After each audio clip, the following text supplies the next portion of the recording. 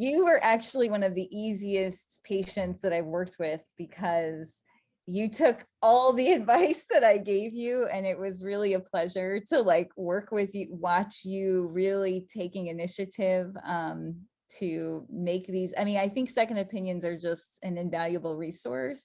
Yeah, Even if because they were all, you know, my oncologist, they said something different from the second opinion people, but at the end of the day, she knew that I was gonna do whatever, I thought was best for me. But and at the end of the day, they were all on the same page. So yeah. that was very helpful. Yeah, when I was diagnosed, I did the same thing. I just kept getting more and more opinions. And what I was really looking for was consensus. I wanted Right. everybody to be on the same page. And especially with any kind of central nervous system metastasis, it can be tricky. It's just there's not, you really need specialists to kind of come in and look at it. Not every local oncology center has neuro-oncologists there. And so who I was recommending are people that actually look at lepto cases quite frequently. And so they can actually weigh in and make decisions about what might be your next treatment. And it seemed like all the doctors that we saw had agreed that for you, chemotherapy was the best option because you hadn't received chemotherapy, any hardcore chemo, right? Right. Ever. Ever, right? So I think that was where everybody felt pretty strongly. We really need to get some chemotherapy into your system.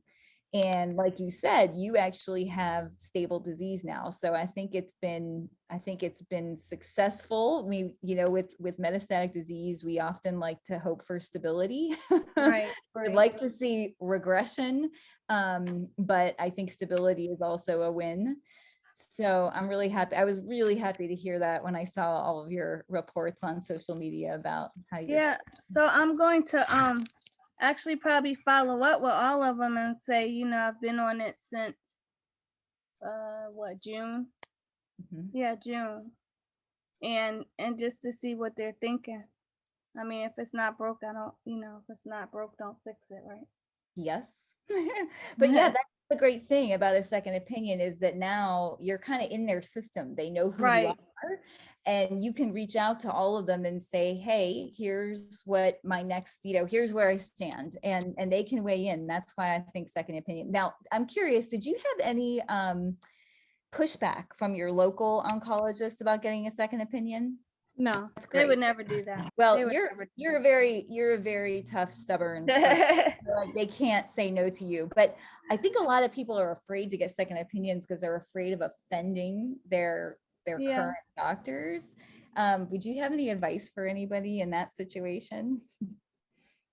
do it. I mean, you should do it anyway because you shouldn't just let. I mean, I had a second opinion when I was initially diagnosed.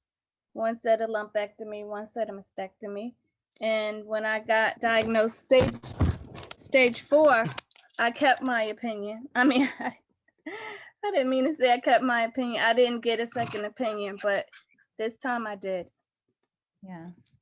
Yeah, I think when it's your life and your health, you Yeah, don't want to mess around. You want to make sure you got other people weighing in, and people have different expertise. And I think it's nice to have multiple eyes on your case. So I'm glad that at least it was a good experience for you.